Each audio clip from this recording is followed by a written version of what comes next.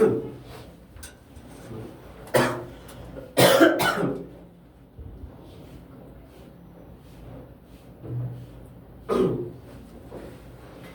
আলাইকুম। আজকের ক্লাসে সবাইকে স্বাগতম। তো আমরা গত ক্লাসটাতে যুক্তিবিদ্যার ফার্স্ট পেপার একটা সাজেশনের উপর ক্লাস নিয়েছিলাম। আজকে আমরা তোমাদের সেকেন্ড পেপার ক্লাস নেব। তার আগে আমি রাশিদুজ্জামান, পড়াশোনা করছি চট্টগ্রাম বিশ্ববিদ্যালয়ের ক্রিমিনোলজি অ্যান্ড পুলিশ সায়েন্স বিভাগে, তোমাদের পড়ালেখার যুক্তিবিদ্যা মনোবিজ্ঞান ইনস্ট্রাক্টর হিসেবে আছি। তো আজকে আমরা সেকেন্ড পেপারের ওভারঅল যে অধ্যায়গুলো আছে তার উপর একটা সাজেশন দেওয়ার চেষ্টা করবো, খুবই শর্টে, বেশি বড় করবো না আজকে ভিডিওটা, একটু খেয়াল করবো। ফার্স্টলি আমাদের এখানে আছে অধ্যায় কয়টা একটু আমরা খেয়াল করব। এখানে আমাদের অধ্যায় আছে হচ্ছে প্রথম, দ্বিতীয়, তৃতীয়, চতুর্থ আর হচ্ছে ষষ্ঠ। এগুলো হচ্ছে বেশি গুরুত্বপূর্ণ অধ্যায় এবং এটা 25-এর পরীক্ষার জন্য আছে। তো সেখানে আমাদের এই প্রথম তিনটা অধ্যায় মনে রাখা খুবই গুরুত্বপূর্ণ এবং হচ্ছে লজিক্যাল প্লাস হচ্ছে নিয়ম একদম রুলস মেনে হচ্ছে এই অধ্যায়গুলো।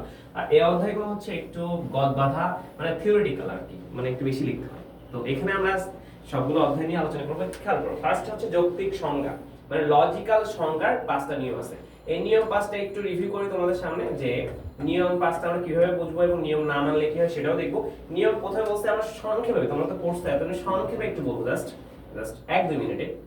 খেয়াল করে বলছে পূর্ণ যথার্থ উল্লেখ করতে হবে, কম বেশি উল্লেখ করা যাবে না। তো পূর্ণ গুণ উল্লেখ করতে হবে, ঠিক আছে? মানে আমাদের প্রথম নাম্বার নিয়ম হচ্ছে যৌক্তিক সংজ্ঞার ক্ষেত্রে পূর্ণ যথার্থ উল্লেখ করতে, কম বেশি উল্লেখ করা যাবে না। 2 নম্বর হচ্ছে রূপক বা দুর্বোধ্য, যে রূপক বা দুর্বোধ্য ভাষা ব্যবহার করা যাবে না। 3 নম্বর হচ্ছে আমাদের সমার্থক বা প্রতিশব্দ ব্যবহার করা যাবে না।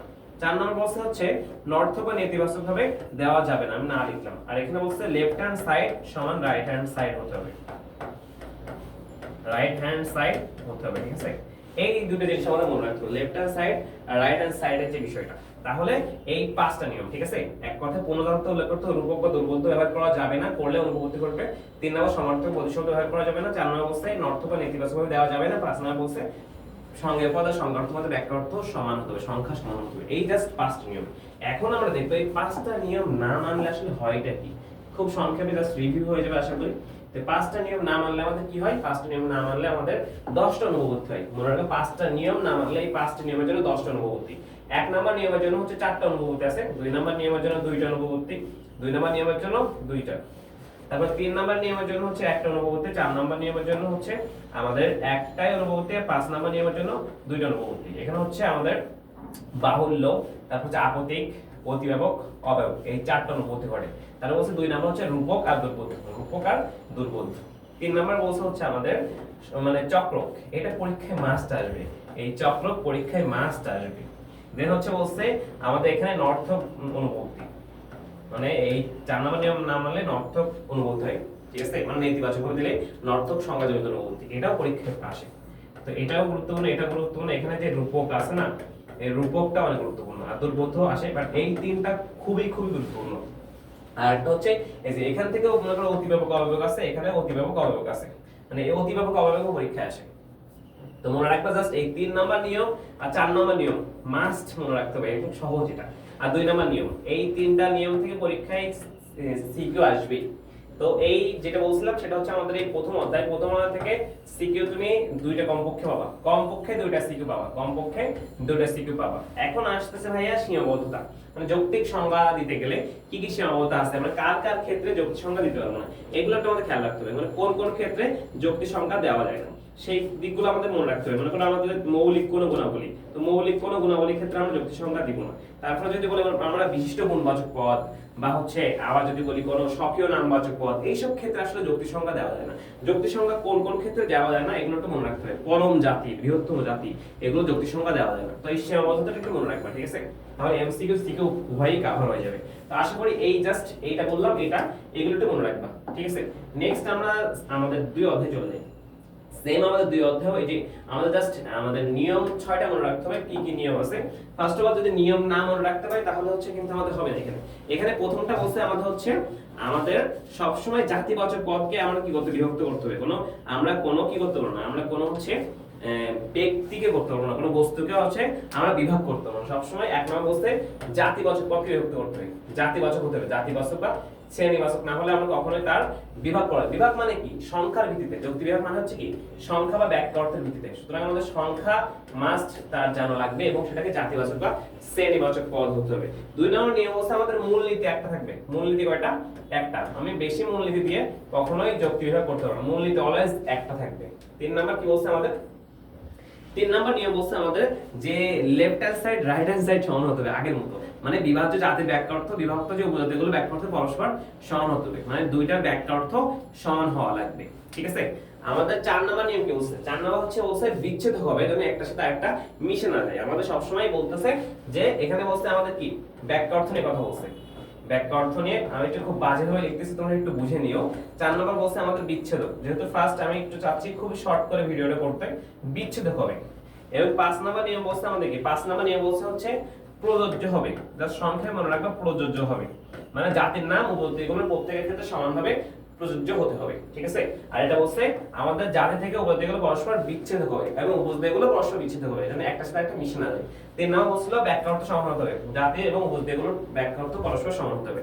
এবং এখানে বলছে মূলনীতি একটা থাকবে আর বলছে জাতিবাচক পদকে আমাদের কি করতে হবে? যুক্তি বিভাগ করতে হবে। এবং 6 নাম্বার বলছে 6 নাম্বার নিয়মে আমাদের বলছে যে 6 নাম্বারের ক্ষেত্রে আমাদের সব সময় মানে ক্রম বিভাজনের ক্ষেত্রে মধ্যবর্তী কোন স্তরকে বাদ দেওয়া যাবে না। মানে একটু প্রত্যেকটা স্তর 1 বাই 1 করতে হবে। মানে একটাকে বাদ দিয়ে আরেকটাকে টপকাই যাওয়া যাবে না। তো এই ক্ষেত্রে আমরা দেখব যে এই 6টা নিয়মের কয়টা অনুভূতি আছে। 6টা নিয়মের মনে রাখবা যুক্তি সংজ্ঞা বলো বা যুক্তি বিভাগ বলো সব সময় অনুভূতি কয়টা? অনুভূতি হচ্ছে আমাদের সব সময়ই হচ্ছে 10টা। জাস্ট খুবই সহজে এটা হইছে যে অনুভূতি সব সময় হচ্ছে 10টা। সেটা যৌক্তিক বিভাগ হোক যুক্তি সংজ্ঞা হোক। তো এখানে 10টা অনুভূতির ক্ষেত্রে একটা মনে রাখবো প্রথম যে নিয়ম আছে প্রথম নিয়মের অনুভূতি হচ্ছে তিনটা। একটা হচ্ছে আমাদের বিশিষ্ট অঙ্গগত আর গুণগত। এই দুইটা পরীক্ষায় আসে। মনে করো অঙ্কের ভিত্তিতে ভাগ করছে, গুণের ভিত্তিতে ভাগ করছে কোনো ব্যক্তি বস্তুকে। আর একটা হচ্ছে বিশিষ্ট। মনে করো মানুষকে রহিম করিমে ভাগ করছে, তাহলে বিশিষ্ট হবে। তাহলে 1 নাম্বার নিয়মের 3টা অনুভূতি আছে। 2 নাম্বার নিয়মে জাস্ট একটা অনুভূতি, সেটা হচ্ছে সংকর এবং সেটা অনুভূতি কয় একটা। ঠিক আছে? একটি। এই সংকরটা পরীক্ষায় মাস্ট আসে। মূলনীতি একটা বেশি আনলে সংকর হয়ে যায়। আর 3 নাম্বার বলছিলাম হচ্ছে কয়টা? 3 নাম্বার নিয়ম বলছিলাম হচ্ছে আমাদের বাক্য অর্থ মানে সমান হতে হবে। যদি না হয় তাহলে দুটো অনুভূতি, অতিব্যাপক আর অব্যয়ভাব। 4 নাম্বার নিয়ম হচ্ছে আমাদের পরস্পরাঙ্গী একটা, এটা পরস্পরাঙ্গী। এটা পরীক্ষায় মাস্ট আসে। এই পরস্পরাঙ্গী পরীক্ষায় মাস্ট আসবে, মনে রাখবা পরস্পরাঙ্গী। তো পরস্পরাঙ্গী। আর 5 নাম্বার হচ্ছে আমাদের বলছে জাতির নাম উপজাতি প্রত্যেকের ক্ষেত্রে সমানভাবে প্রযোজ্য হবে। যদি সমানভাবে প্রযোজ্য না হয় সেই ক্ষেত্রে আমাদের কি হবে? সেই ক্ষেত্রে আমাদের বলবো বিশিষ্ট অঙ্গগত আর বিশিষ্ট গুণগত। এই দুই ধরনের অনুভূতি ঘটবে। এবং 5 নাম্বার নিয়ম বলছিলাম, 6 নাম্বার নিয়ম বলছিলাম একটা অনুভূতি, এখানে দুটো অনুভূতি, এখানে হচ্ছে একটা অনুভূতি। এখানে 6 নম্বরে কি? 6 নাম্বার হচ্ছে উৎক্রান্তি বা উল্লঙ্ঘন অনুভূতি। মনে করো তুমি জীবকে সভ্য আর অসভ্য হতে ভাগ করছো, বাট মানুষ মানে মানুষ বা অন্যান্য প্রাণী এই স্টেপটা বাদ চলে গেছে। তখন হবে উৎক্রান্তি বা উল্লঙ্ঘন অনুভূতি। এই উৎক্রান্তি এটাও অনেক গুরুত্বপূর্ণ। তারপর হচ্ছে পরস্পরাঙ্গী পরীক্ষা অনেক গুরুত্বপূর্ণ, সংকর অনেক গুরুত্বপূর্ণ ওভারঅল। আর এই অঙ্গগত গুণগত, এখানে যে অঙ্গগত আর গুণগত আছে না, এই দুটো খুব গুরুত্বপূর্ণ। তাহলে ওভারঅল তোমাকে সংকর পরস্পরাঙ্গী এমন লাগে, সংকর পরস্পরাঙ্গী কিন্তু সেম মনে হয় বাট সেম না, কিছু প্র্যাকটিস করলে বুঝবা। আর হচ্ছে অঙ্গগত আর গুণগত পরীক্ষা আসতে পারে। দেন হচ্ছে উৎক্রান্তি উল্লঙ্ঘন। ওভারঅল তোমাকে আবার বলি, তোমার যে প্রথম দুটো, প্রথম এবং দ্বিতীয়, এই দুটো অধ্যায় থেকে তুমি কমপক্ষে 5টা সিকিউ পাবো। ভাইয়া কমপক্ষে 5টার নিচে পাবাই না। তুমি কমপক্ষে 6টা পেতে পারো, 6টা পাবাই। 5-6টা কোশ্চেন এখান থেকে আসবে। সুতরাং বুঝো প্রথম দুইটা অধ্যায় কতটা গুরুত্বপূর্ণ। এবং এই দুটো অধ্যায় হচ্ছে আমাদের এমসিকিউ এবং সিকিউ। এমসিকিউ বেশি আসবে। প্রথম দুটো অধ্যায় থেকে কমপক্ষে এমসিকিউ 12টা পাবা, কমপক্ষে 12টা পাবো তুমি। সুতরাং বুঝো কতটা গুরুত্বপূর্ণ এই অধ্যায় দুটা। যেহেতু নিয়মে ভরা এবং নিয়ম না মানলে অনুভূতিও আছে, একটু খেয়াল করবা। দেন আরেকটা জিনিস, দ্বিকোটিক বিভাগ। এই দ্বিকোটিক বিভাগ থেকে সিকিউ আসে। এটা থেকে সিকিউ আসে। মনে করো এই দ্বিকোটিক বিভাগ এবং এটার মধ্যে সুবিধা অসুবিধা কথা বলতে পারে এবং এটার মধ্যে পার্থক্য করতে বলতে পারে। দ্বিকোটিক বিভাগ মনে রাখবা দুইটা পদে ভাগ করা। মনে করো আমরা এই মানে আমরা হচ্ছে জীবকে ভাগ করব, তাহলে একটা ভাগ করব হচ্ছে মানুষ, আর এর দ্বিকোটিক বিভাগ হচ্ছে অমানুষ। জাস্ট বিরুদ্ধ পদে ভাগ করা। দ্বিকোটিক মানে বিরুদ্ধ পদে ভাগ করা। আর দ্বিকোটিকে ভাগ করলে কি হয়, ইন্টারেস্টিং কি, বিরুদ্ধ পদে ভাগ করে, তো সুতরাং ভাগটা সহজেই করা যায় এবং এখানে নিয়মের কোনো লঙ্ঘন ঘটে না। সুতরাং দ্বিকোটিক বিভাগ খুব গুরুত্বপূর্ণ এই অধ্যায়ের জন্য। ঠিক আছে? তাহলে ওভারঅল এখান থেকে 5 থেকে 6টা কোশ্চেন আসবে দুইটা অধ্যায় মিলে, প্রথম দ্বিতীয় অধ্যায় থেকে। এরপর আমরা পড়বো হচ্ছে তৃতীয় অধ্যায়ের টপিকটা। তৃতীয় অধ্যায় আমাদের মনে রাখতে হবে যে তৃতীয় অধ্যায় আমাদের এই যে আরোহ অবরোহ একটু বুঝতে হবে। প্রকৃত আরোহ আর অপ্রকৃত আরোহ, একটু খেয়াল করি যে প্রকৃত আরোহ যে আমাদের আরোহমূলক অঙ্ক থাকে এবং এখানে হচ্ছে তিনটা বৈজ্ঞানিক। একটু বৈজ্ঞানিকটা ভালোভাবে বুঝতে হবে। বৈজ্ঞানিক মানে কি? বৈজ্ঞানিক মানে হচ্ছে এখানে আমাদের কার্যকারণ নিয়ম থাকবে, কার্যকারণ নিয়ম, এবং হচ্ছে প্রকৃতির যে, আমি একটু যদি এখনই জাস্ট ডিটেইলস শুধু নামই বলে যাই তাহলে তোমরা বুঝবা না। নিয়মানুবর্তিতার নীতি, তোমাদের ডিটেইলস একটু পড়া ছিল যাতে একটু সুবিধা হয়, একটু সুবিধা মানে জাস্ট কম 20 থেকে 30 মিনিটের মধ্যে থাকবে ভিডিওটা, এত বেশি নিব না, তাহলে ওভারঅল যাতে সবারই সুবিধা হয়। তো হলো বৈজ্ঞানিক মানে হচ্ছে আমাদের এই দুইটা মানে আকারগত ভিত্তিতে এই দুইটা, একটা হচ্ছে কার্যকারণ নিয়ম আর একটা হচ্ছে প্রকৃতির নিয়মানুবর্তিত নীতি। এই দুইটা নীতি যখন থাকবে তখন তার মাধ্যমে সিদ্ধান্ত আসবে এবং সিদ্ধান্ত যখন নিশ্চিত হবে তখন সেটা হচ্ছে বৈজ্ঞানিক। এটা হচ্ছে তিন প্রকার, কিন্তু অপ্রকৃত আরোহ কয় প্রকার? তিন প্রকার। একটা হচ্ছে বৈজ্ঞানিক, আর একটা হচ্ছে অবৈজ্ঞানিক। এবং বৈজ্ঞানিকটা লিখলাম না, অবৈজ্ঞানিক। এবং এখানে জাস্ট শুধু প্রকৃতির নিয়মানুবর্তিত নীতি থাকবে এবং এই প্রকৃতির নিয়মানুবর্তিত নীতির সাহায্যে যখন সিদ্ধান্তটা হবে এবং কার্যকারণটা থাকবে না, এটাতে কার্যকারণ থাকবে না, তখন সেটা হচ্ছে অবৈজ্ঞানিক। আর বলছি সাদৃশ্যানুমান। সাদৃশ্যানুমান, এই সাদৃশ্যানুমানটা কি? সাদৃশ্যানুমানটা হচ্ছে আমাদের এই দুই প্রকার, একটা হচ্ছে সাধু আর একটা হচ্ছে অসাধু। দেখো এই সাধু অসাধু থেকেও সিকিউ আসে, এই যদি আলোচনা না করতাম বুঝতাম না তোমরা। এই সাধু অসাধু থেকে সিকিউ আসে। এখন বলি সাধু কোনগুলো। মনে করো তুমি হচ্ছে প্রাসঙ্গিক গুরুত্বপূর্ণ এবং মৌলিক বিষয়ের প্রেক্ষিতে যখন তুমি সাদৃশ্যানুমান করবা, মানে সাদৃশ্যানুমান মানেই তো বুঝি আমরা মানে সাদৃশ্য বা মিলগত বিষয়ের সাথে অনুমান করা।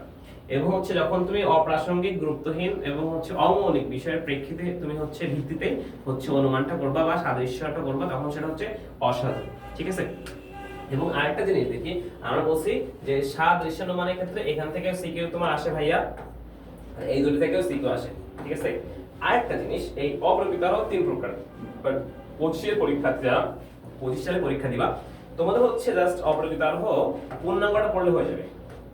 পূর্ণাঙ্গটা আরো আছে হচ্ছে আমাদের পূর্ণাঙ্গ আর হচ্ছে যুক্তিসমূলক ঘটনা সংকেত। বাট পূর্ণাঙ্গটা বলে হচ্ছে কি, পূর্ণাঙ্গ দেখো সকল দৃষ্টান্ত তোমাকে কি করে, পূর্ণাঙ্গ মানে হচ্ছে সকল দৃষ্টান্ত দেখেই সিদ্ধান্ত নিবে। তাহলে তো এটা খুব ইজি, তবে এখান থেকে যে সিদ্ধান্ত আসবে সেটা হচ্ছে নিশ্চিত। এটা হচ্ছে কি হবে, সেখান থেকে নিশ্চিত। এমসিকিউ আসতে পারে কিন্তু যে পূর্ণাঙ্গ আরোহ থেকে সিদ্ধান্ত কি হয়, নিশ্চিত। কারণ সকল দৃষ্টান্ত দেখেই সিদ্ধান্ত নিলে সবকিছু দেখেই নিচ্ছি ভাই, অনুমান তো করাই লাগতেছে না, সুতরাং এটা হচ্ছে পূর্ণাঙ্গ। ঠিক আছে? এখন অবৈজ্ঞানিক, বৈজ্ঞানিক এবং হচ্ছে সাদৃশ্যানুমান আর পূর্ণাঙ্গ, মনে করো এটা থেকে এটার তুলনা করতে বলবো, বা এটা থেকে এটা সাদৃশ্য বৈসাদৃশ্য আলোচনা করতে বলবো, বা সাদৃশ্যানুমান থেকে এই দুটো আসতে পারে। ঠিক আছে? তো ওভারঅল যদি বলি ভাইয়া, তো এই তিন অধ্যায় থেকে তোমার হচ্ছে এক থেকে দুটো আসতে পারে, একটা বা দুইটা আসতে পারে। দুইটা আসার সম্ভাবনা একটু বেশি থাকে সবসময় তিন অধ্যায় থেকে। তাহলে হচ্ছে এই অধ্যায় এই টপিকগুলো মাস্ক করতে হবে, এর বাইরে আর কিছুই নাই, এর বাইরে কিছুই নাই কিন্তু এই অধ্যায়ে। এখন আসি হচ্ছে প্রকল্প 4 অধ্যায়। খেয়াল করো 4 অধ্যায় আমাদের জাস্ট কিছু জিনিস মনে রাখতে হবে। প্রকল্প মানে আমরা জানি আনুমানিক ধারণা গঠন। প্রকল্প মানে হচ্ছে আনুমানিক ধারণা। প্রকল্প তিন প্রকার, একটা হচ্ছে কর্তা, একটা হচ্ছে কর্তা সংক্রান্ত। ঠিক আছে? আমি সংক্ষেপে লিখি। দুইটা হচ্ছে নিয়ম সংক্রান্ত, আর 3 নম্বর হচ্ছে বলছে নিয়ম সংক্রান্ত, আর 3 নম্বর হচ্ছে বিন্যাস সংক্রান্ত। আমি কিন্তু সংক্ষেপে লিখছি, বললাম ভাইয়া এটা তো নাই লেখা। বিন্যাস সংক্রান্ত আমি সংক্ষেপে জাস্ট বললাম যে কর্তা সংক্রান্ত, আর হচ্ছে নিয়ম সংক্রান্ত, আর হচ্ছে বিন্যাস সংক্রান্ত। এটা হচ্ছে প্রকল্পের শ্রেণীবিভাগ। এখন মনে করো একটা বাসায় চুরি হয়েছে, চুরি করছে কে, এরকম কোশ্চেন যদি কে দিয়ে করি তাহলে সেটা কর্তা, কে করছে, কার দ্বারা করছে। আর একটা যদি বলি কেন করছে, কেন চুরিটা হয়েছে, এটা হচ্ছে নিয়ম। কেন চুরিটা, মনে করো চুরিটা হচ্ছে কেন করছে চোরটা। আর একটা যদি বলি কোন পরিস্থিতিতে করছে তাহলে সেটা বিন্যাস। এই তিনটা জাস্ট এখান থেকে ক খ থেকে কোশ্চেন আসতে পারে, আদারওয়াইজ আর কিছু আসবে না। আর একটা হলো প্রকল্পের প্রমাণ। একটা প্রকল্প প্রমাণ করতে গেলে তোমাকে 5টা স্টেপ আছে, বা অনেকের বইতে আরো স্টেপ থাকতে পারে, 5টা ধাপ আছে। তো এই ধাপগুলো একটু মনে রাখতে হবে, মানে কোন ধাপের পর কোন ধাপে যাচ্ছে, তোমাকে হচ্ছে মানে যাচাইকরণ কিভাবে করতেছো তুমি, তারপর হচ্ছে তোমার ভবিষ্যৎবাণী ক্ষমতা আছে কিনা, এরকম বিভিন্ন 5টা পয়েন্ট আছে। 5টা পয়েন্ট খেয়াল করো। প্রকল্প প্রমাণের ক্ষেত্রে এটা কিন্তু গলে আসতে পারে। একটা প্রকল্প প্রমাণের ক্ষেত্রে তুমি হচ্ছে কোন কোন স্টেপগুলো ফলো করতে হবে এবং ওই স্টেপগুলো একটু ব্যাখ্যা দেওয়া লাগবে। ঠিক আছে? 5টা স্টেপ বা 6টা স্টেপ যেগুলো থাকবে ওগুলো ব্যাখ্যা দিব। তারপরে আসি আমি, একটা প্রকল্প বৈধ হতে গেলে তার কি কি শর্ত থাকা লাগবে। তো বৈধ প্রকল্পের শর্ত, এই বৈধ প্রকল্পের শর্তটা মনে রাখতে হবে। কমপক্ষে সিকিউ লেখার জন্য এই টপিক মাস্ট আসবে। প্রকল্প অধ্যায় থেকে সিকিউ মানে বৈধ প্রকল্পের শর্ত মাস্ট আসবে। সুতরাং প্রকল্পের শর্তটা মনে রাখবা। এখানে 10 থেকে 11টা, 12 14টা, অনেকের বইতে এরকম অনেকের বইতে 9টাও আছে। তো এই শর্তগুলো মনে রাখবা একদম হুবহু, আর হুবহু পরীক্ষায় লিখে আসবা। ঠিক আছে? তাহলে নাম্বারটা হুবহু স্যার দিবে। ওকে? তাহলে প্রকল্পটা বিষয়টা বলছি, এখান থেকে একটা কোশ্চেন আসতে পারে বা দুইটাও দিতে পারে। এটা স্যারের উপর বা বোর্ডের উপর ডিপেন্ড করে স্যার আসলে কোশ্চেনটা হার্ড করবে নাকি সহজ করবে। যদি হার্ড করতে চায় তাহলে প্রথম দুটো অধ্যায় থেকেই 5 থেকে 6টা দিবে, 3 অধ্যায় থেকে 1 2টা, এখান থেকে প্রত্যেকটা থেকে 1 2টা এভাবে দিবে। তাহলে 4 অধ্যায় গেল, আর আমাদের একটা অধ্যায় থাকে সেটা হচ্ছে ব্যাখ্যা। এই ব্যাখ্যা অধ্যায় নিলে আশা করি আমাদের বই শেষ বা আলোচনা শেষ। দেখো আমাদের ভিডিও কিন্তু প্রায় শেষ। বুঝলাম এই অধ্যায়ে যে ব্যাখ্যা, এই ব্যাখ্যা হচ্ছে আমাদের একটা বৈজ্ঞানিক আর হচ্ছে লৌকিক। যখন মনে করো ব্যাখ্যাটা হবে হচ্ছে, এবং ব্যাখ্যাটা কার্যকরণের প্রেক্ষিতে করা হবে। এক কথায় ব্যাখ্যাটা হচ্ছে বৈজ্ঞানিক রীতিনীতি মানবে। কার্যকরণ সম্পর্ক বের করতে পারলে তার মানে সেটা হচ্ছে বৈজ্ঞানিক কার্যকরণ সম্পর্ক, ঠিক আছে? কার্যকরণ সম্পর্ক বের করতে হবে, তাহলে সেটা হচ্ছে আমাদের বৈজ্ঞানিক। আর বলছি লৌকিক মানে হচ্ছে কি, মানে অন্ধবিশ্বাস, অন্ধবিশ্বাসের প্রেক্ষিতে। তারপর হচ্ছে দেন আমাদের হচ্ছে মনে করো কুসংস্কার। এই কুসংস্কার অন্ধবিশ্বাস এর প্রেক্ষিতে যখন আমাদের সিদ্ধান্ত নিয়ে হচ্ছে দিবে, তখন সেটা হচ্ছে লৌকিক, মানে হচ্ছে এটার কোনো বৈজ্ঞানিক ভিত্তি নাই। জাস্ট এই দুইটা জিনিস পড়ো, এনাফ, অধ্যায় এনাফ। আরেকটা আছে কাকতালীয় ব্যাখ্যা, কাকতালীয়, ঠিক আছে? এই কাকতালীয়টা দেখো খ থেকে আসে, কাকতালীয় ব্যাখ্যাটা কি। তো এরকম জাস্ট ক খ থেকে যদি বলি তাহলে সাজেশন অনেক হয়ে যাবে। ক খ থেকে এমনি জাস্ট বইটা দেখলেই বুঝবা প্রত্যেকটা বোর্ডে ক খ থেকে কোন কোশ্চেন আসে, ওইগুলো বারবার রিপিট হয়, জাস্ট এনাফ, এতটুকুই। এখন যদি বলি ভাইয়া সিকিউ তো বুঝছো, এই অধ্যায় থেকেও সেম একটা দুইটা কোশ্চেন আসতে পারে, একটা দুইটা কোশ্চেন আসতে পারে। এখন যদি আমরা বলি ভাইয়া তোমাকে যে তুমি মাস্ট হচ্ছে এই সেকেন্ড পেপারের ক্ষেত্রে কোন অধ্যায়টা মাস্ট দেখবা, মানে কোন অধ্যায় থেকে কতটুকু। আর একটু রিপিট করি, 1 2 3 4 6। খেয়াল করো এক অধ্যায়, এই দুইটা অধ্যায়ের কথা বললাম, দুইটা অধ্যায় খুবই গুরুত্বপূর্ণ। 5 থেকে 6টা সিকিউ এখান থেকে আসে, 5 থেকে 6টা সিকিউ মাস্ট আসে। 6টা ক্লাস আসতে পারে, বাট 5 থেকে 6টার মধ্যেই থাকবে আশা করি। এখান থেকে 1 থেকে 2টা দিতে পারে। বললাম 4 অধ্যায় হচ্ছে 1 থেকে 2টা, সেম এই অধ্যায় থেকে 1 থেকে 2টা এরকম সিকিউ আসতে পারে। তো এইগুলো একটু মাথায় রেখো, এবং জাস্ট এই ক খ দাগের জন্য বললাম, জাস্ট বোর্ড পরীক্ষার প্রশ্নগুলো দেখবা। তো এই এতটুকু ছিল আজকের ক্লাসটা। আশা করি তোমরা উপকৃত হবে, আর উপকৃত হলে একটু ফ্রেন্ডদেরকেও জানাই দিবা যে সাজেশন ক্লাস পাইছো, ওটা একটু শেয়ার করে দিও। তো আজকের ক্লাস এখানে শেষ করতেছি। সবাই আমার জন্য দোয়া করো, তোমাদের জন্য অনেক অনেক দোয়া। পরীক্ষাগুলো অনেক ভালোভাবে দাও, সবগুলো ভালো একটা রেজাল্ট করো, ভালো একটা ভার্সিটিতে যাও, নিজের পরিবারের সবার মুখ উজ্জ্বল করো, আমাদেরও মুখ উজ্জ্বল করো। আসসালামু আলাইকুম।